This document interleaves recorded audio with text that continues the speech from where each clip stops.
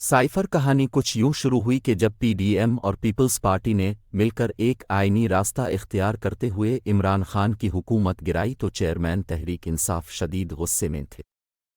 इमरान खान समेत पीटीआई हुकूमत में शामिल बेशतर वज़रा को इस बात का एहसास था कि तकरीबन आपनी 4 साला हुकूमत के दौरान अपनी कारकर्दगी के एतबार से वो अवाम में गैर मकबूल हो चुके हैं। सियासी मुबस्सरीन खुले आम ये तबसरे कर रहे थे कि आइंदा इलेक्शन में तहरीक इंसाफ का धड़म तख्ता हो जाएगा। ये बात खुद इमरान खान साहिब को भी मालूम थी कि इलेक्शन के ज़रिए उनका इक़्तिदार में वापस आना मुमकिन नहीं। ऐसे में जब इमरान खान के ख़िलाफ़ अदम एतमाद की तहरीक आई तो खान साहिब ने एकदम से अपनी तनकीदी तोपों का रुख साबिक़ आर्मी चीफ की तरफ कर दिया और साथ ही अपनी हुकूमत के ख़ात्मे को लेकर एक अमरीकी साजिशी थ्योरी भी अवाम के सामने पेश कर दी। साबिक़ वज़ीर आज़म ने 27 मार्च 2022 को जलसे में एक पर्ची लहराते हुए कहा कि यहाँ के मकामी मीर जफरोह मीर सादकुहे ने अमरीका के साथ मिलकर उनकी हुकूमत का तख्ता उल्टा। इमरान खान की साइफर कहानी ने इस वक्त टोस्ट लिया जब उनकी साइफर से मुताल्लिक़ एक मुबैना ऑडियो लीक हुई। एक नामवर सहाफ़ी के बकौल ये ऑडियो आईबी ने रिकॉर्ड की थी, जिसमें असद उमर, आज़म खान, इमरान खान और शाह महमूद कुरैशी के दरमियान साइफर पर हिकमत अमली बनाने का मंसूबा बनाया गया।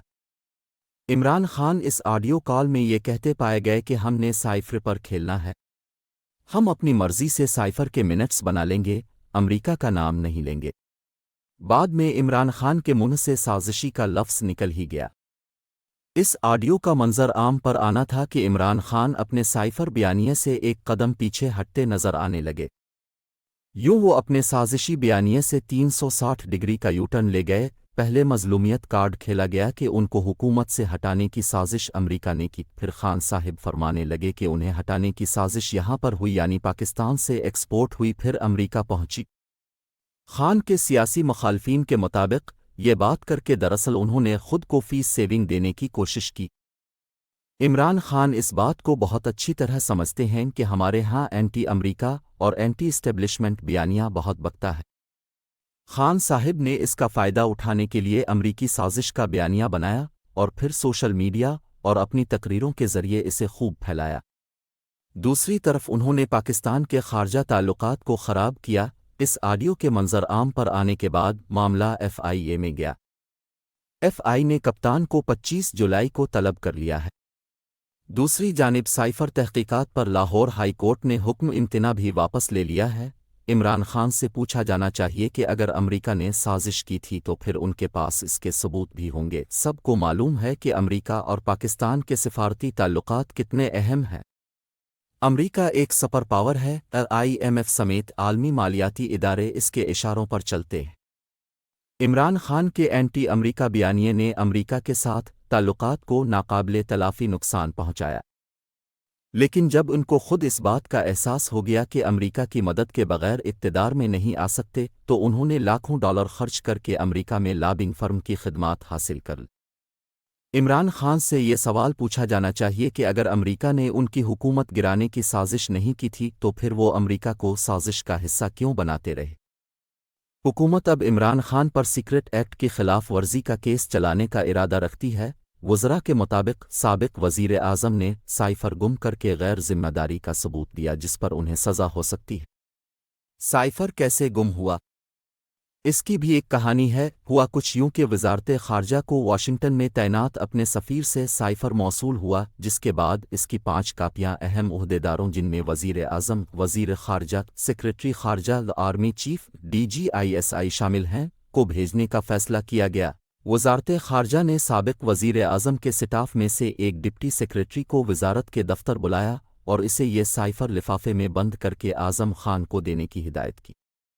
वज़ीर आज़म के प्रिंसिपल सेक्रेटरी आज़म खान ने ये लिफाफा वज़ीर आज़म हाउस भिजवाया, लेकिन वो वज़ीर आज़म से खो गया। फिर मौजूदा हुकूमत ने वज़ीर आज़म के रिकॉर्ड से साइफर कापी गायब होने पर इंक्वायरी कराई, जिसमें आज़म खान ने हुकूमत को बताया कि उन्होंने साइफर की कापी इमरान खान को दी थी। तयशुदा SOPs के तहत इस तरह का साइफर बाज़ाब्ता तौर पर वज़ीर आज़म के दफ्तर के ज्वाइंट सेक्रेटरी को मौसूल होता है। ज्वाइंट सेक्रेटरी इसे वज़ीर आज़म को दिखाता, फिर इसे अपनी हिफाजत में रखता। एक माह बाद साइफर की कापियां वज़ारत ख़ारजा को वापस कर दी जाती हैं। لیکن اس بار مذکورہ سائفر وزارت خارجہ کو واپس نہیں کیا گیا۔ اعظم خان نے اپنے بیان میں سائفر کے بیانیے پر پانی پھیر دیا ہے۔ وہ عمران خان کے خلاف اس کیس میں وعدہ معاف گواہ بن گئے ہیں، جس کے بعد کپتان کے لیے مزید مشکلات پیدا ہو سکتی ہیں۔ وزیر قانون کہتے ہیں کہ سابق وزیر اعظم کو سائفر پر 14 سال کی قیدی کی سزا ہو سکتی ہے۔ سائفر سے متعلق بیان دیتے ہوئے سابق پرنسپل سیکریٹری کہتے ہیں کہ سابق وزیر اعظم نے حقائق کو چھپا کر بے بنیاد بیانیہ بنایا اور تحریک عدم اعتماد سے بچنے کے لیے سائفر کو بیرونی سازش کا رنگ دیا۔ انہوں نے سائفر ڈرامہ صرف اپنی حکومت بچانے کے لیے رچایا۔ اب قانونی لحاظ سے اعظم خان کے اس بیان کو پرکھا جا رہا ہے۔ بہت سے قانونی ماہرین اعظم خان کے اس بیان کو خود ساختہ بیان قرار دے رہے ہیں۔ وہ کہتے ہیں کہ اعظم خان کو عمران خان کی موجودگی میں یہ بیان دینا ہوگا، پھر اس پر باقاعدہ عدالتی کارروائی ہوگی، جرا ہوگی، عمران خان کو صفائی کا موقع ملے گا۔